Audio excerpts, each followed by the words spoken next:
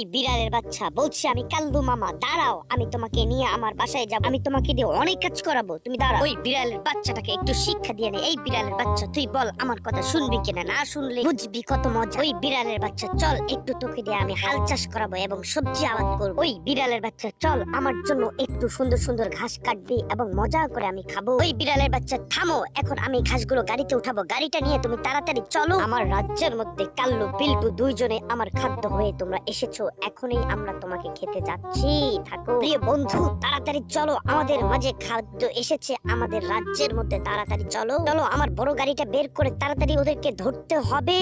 আরে আমি কাল্লু মামাকে তোমরা খাইতে আসবা, এই যে বাঘ মামা দেখো, এখনই তোমরা কি বিপদে পড়ো। বাপরে মরছি, কে মারলো রে পেছন? তুই বাঘ মামাকে এখন নিয়ে আমার বাসায় যাব এবং মজা মস্তি করব। তুই বাঘ মামার গোশত কেটে আমি এখন ফ্রাই করতেছি, এখন আমি সস দিব এবং সুন্দর করে রান্না করব। রান্না করার পরে তোমাদের গোশতগুলো আমি মজা মজা করে খাবো। দেখি তো কাল্লু মামা কোথায় গেছে। কাল্লু মামা মজা করে তরমুজ খাচ্ছে, আমিও একটি তরমুজ নিয়ে পালাই পালাই, এই সুযোগ আর পাবো না। ও তুমি আমাকে কেন পেছন থেকে তাড়া করো? তরমুজটা এখন রেখে দেই, আর পালানো যাবে না, সুযোগ বুঝে পালাতে হবে। এই ঘোড়া মামা তুমি তাড়াতাড়ি চলে আসো, আমি তোমার পিঠে করে পালাবো, চলো চলো চলো। ওই বিড়ালের বাচ্চা তুমি থামো, নয়তো তুমি বিপদে পড়বে, এখনই তুমি পড়ে যাবে।